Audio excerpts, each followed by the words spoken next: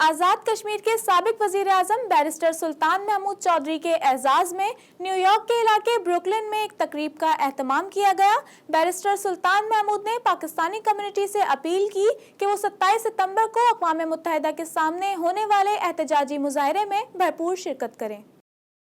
آزاد کشمیر کے سابق وزیر اعظم بیرسٹر سلطان محمود چودھری ان دنوں امریکہ میں ہیں۔ پاکستانی کمیونٹی نے نیو یارک کے علاقے بروکلن کے مقامی ریسٹورنٹ میں بیرسٹر سلطان محمود چودھری کے اعزاز میں تقریب اور 27 ستمبر کو اقوام متحدہ کی عمارت کے سامنے ہونے والے احتجاجی مظاہرے کی تیاریوں کے حوالے سے اہم میٹنگ بھی ہوئی، جس میں پاکستانی کمیونٹی کی کثیر تعداد نے شرکت کی۔ اس موقع پر خطاب کرتے ہوئے بیرسٹر سلطان محمود چودھری کا کہنا تھا کہ 27 ستمبر کو بھارتی وزیر اعظم نریندر مودی کی آمد پر اقوام متحدہ کے سامنے احتجاجی مظاہرہ کر کے پوری دنیا کی توجہ کشمیر کی طرف دلوائیں گے۔ 27 ستمبر کو جب مودی آئے گا تو ہماری یہ کوشش ہونی چاہیے کہ اس میں ہزاروں لوگ جو ہیں وہ شریک ہو کر نہ صرف مودی کی کنڈمنیشن کریں بلکہ مقبوضہ کشمیر کے عوام جہاں پر 48 دن سے کرفیو ہے، وہاں ظلم اور بربریت جاری ہے،